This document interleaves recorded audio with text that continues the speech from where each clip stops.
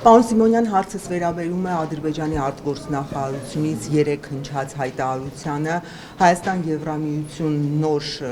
փաստաթղթի շուրջ մեծ մտահոգություններ են արտահայտվել, ընդհուպ մինչև այն խմբագրելու, այսպես ասած, այնտեղից ոչ ցանկալի Բաքվին հայտարարությունները հեռացնելու մասին։ Նախ ինչպես կգնահատեք այդ հայտարարությունը եւ երկրորդը սա չեք համարում, որ Հայաստանի ներքին գործերին միջամտություն։ Նախ այս փուլում պատրաստ չեմ մեկնաբանել այն, որովհետև միայն իմ կարծիքը եւ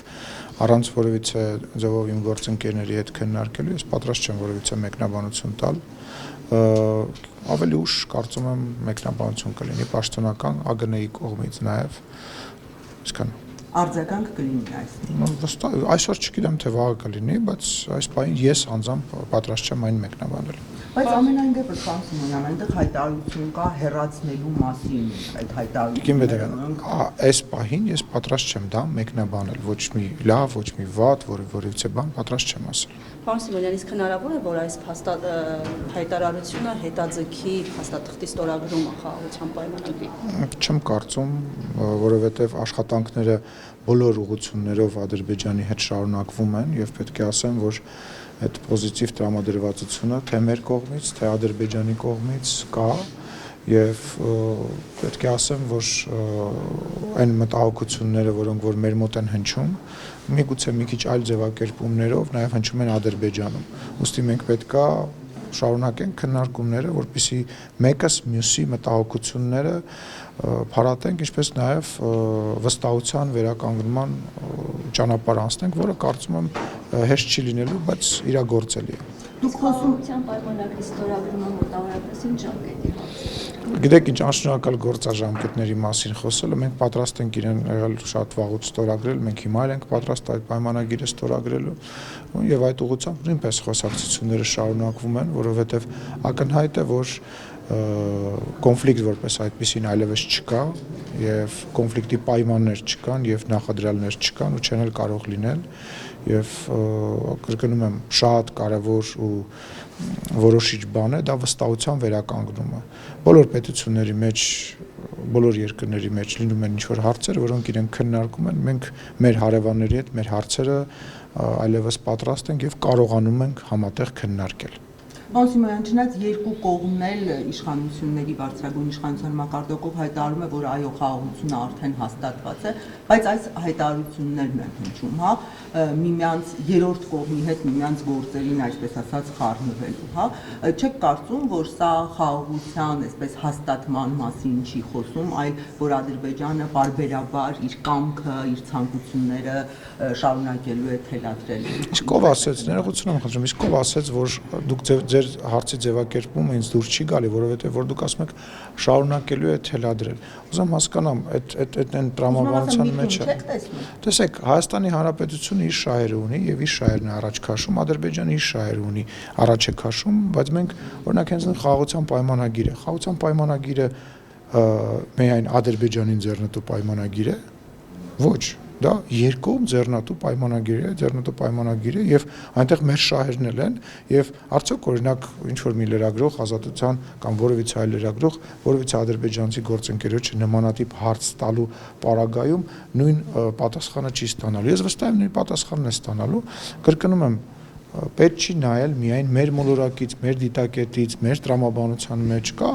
միջպետական բոլոր երկրների հարաբերությունների մեջ կա երկու դիտակետ, իրենք իրենց շահերն են առաջ տանում, մենք մերը կրկնում եմ, ուղղակի գիտեք ոնց մեր երկրում շատ են սիրում մեր հաջողությունները նվազեցնել, որպեսզի անընդհատ իշխանությանը պահել մոնիտորինգի տակ, միգուցե որ ճիշտ ժողովրդավարական տրամաբանություն եւ միևնույն ժամանակ որևիցե այլ երկրի բանը շատ ավելի մեծարել եւ շատ ավելի մեծ ուշադրություն դարձնել, տենց չի եղել եւ անցած 5 տարիները հողի վրա տեղի ունեցող իրադարձությունները եւ այսօրվա իրականությունը դրա ապացույցն է։ Դա ապացույց ունի, դա իմ խոսքերը չի։ Բայց այդ հայտարարությունը հնչում է այսօրվա ձեր նկարագրած իրականության։ Հասկանալի է, հայտարարություններ միշտ հնչել են ու միշտ հնչելու են, հայտարարություններ հնչելու են ամենահարազատ երկրների միջև, ամենաընկերական, դաշնակցային երկրների միջև։ Այդ հայտարարությունները նրա համար է, որպեսզի այդ հայտարարությունները քննարկվեն, այդ հայտարարությունները նրա համար է, որպեսզի լինի հակառակ հայտարարությունը եւ սկսի որևիցե քննարկում։ Այսինքն դուք կարծում եք, որ հայտարարությունները երկու կողմից էլ հնչող, ես կրկնում եմ, թե Ադրբեջանից, թե Հայաստանից, որ խաղաղությունը հաստատված է, դրանք չեն ստվելու։ Ես ասում եմ, որ խաղաղությունը հաստատված է։ Խաղաղությունը հաստատված է։ Այլ հարցեր։ Իսկ խորհրդարանական մակարդակով շփումների, քննարկումների որևէ տեսլական կամ նախատեսվում են։ Դե մենք մասշտաբապես փորձում ենք բոլոր միջազգային հարթակները օգտագործել շփումների համար եւ Ադրբեջանի իմ գործընկերը նույնպես դրական է տրամադրված այդ շփման տրամաբանությանը եւ պետք է ասեմ, որ գալիք ենթադրում եմ նման առաջարկ դեռ չի եղել եւ նման խոսակցություն դեռ չկա, բայց ենթադրում եմ, որ Ստամբուլում կա հնալիք IPU համաժողովի շրջանակներում վստահ եմ, որ էլի շփումներ տեղի կունենան իմ եւ Ադրբեջանի ազգային ժողովի նախագահի միջև եւ կշարունակենք քննարկել նաեւ այն տրամաբանությունը, որ մեր падգամավորները եւ մենք ինչ որ մի ընդլայնված ֆորմատով էլի շփումներ ունենանք արդեն որևիցե միջազգային բանից դուրս, հա, համատեքստից դուրս, արդեն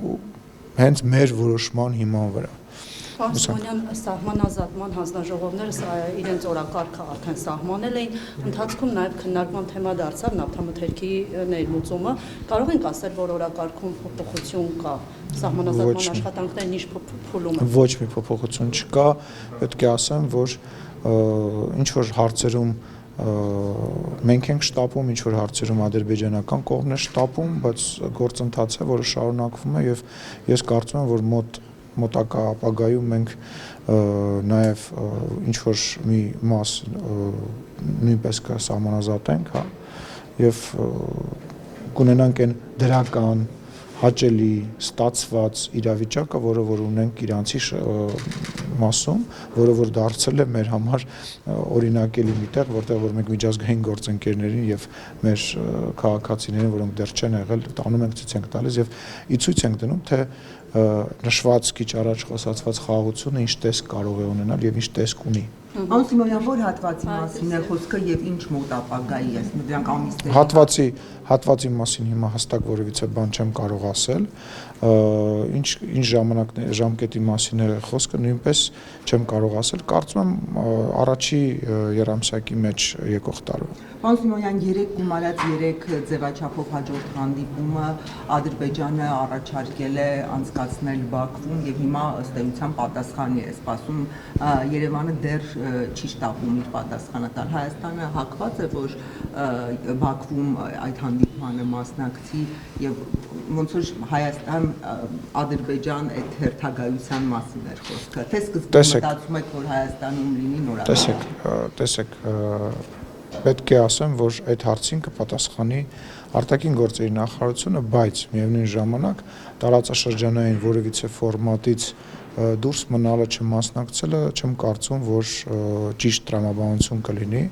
եւ չեմ բացառում Հայաստանի պատվիրակության մասնակցությունը Բաքվում տեղի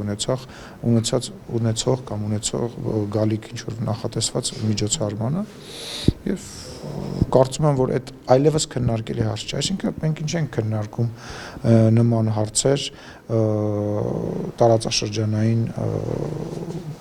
այս իրավիճակում, եթե կան ինչ որ խնդիրներ, մենք այդ խնդիրները կբարձրաձայնենք, օրինակ ինձ համար խնդրեմ է հանդիսանում պահվող անձանց գերիների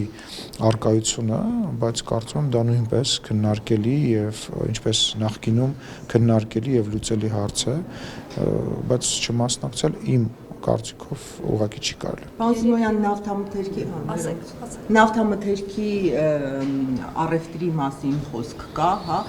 երբ է առաջին խմբականակը սպասվում, ինչ ծավալների մասին Չգիտեմ կոնկրետ։ Եվ Երևանը հաշվարկել է, ներողություն հարցս ավարտեմ, թե ինչքանով է շահավետ ադրբեջանական նավթամթերքը, արդյոք բենզինի մասն է, պարոն Սիմոնյան, խոսքը։ Կոնկրետ ժամկետներ ձեզ չեմ կարող ասել, բայց ես չեմ ուզում մենք կենտրոնանանք հենց նավթամթերքի վրա միայն, բոլոր տեսակի ապրանքների շրջանառություն պետք է լինի եւ մենք դրան պատրաստ ենք եւ խաղաղության խաչմերուկը եւ այն խաղաղությունը, որի մասին խոսում ենք, հենց դրա մասին է։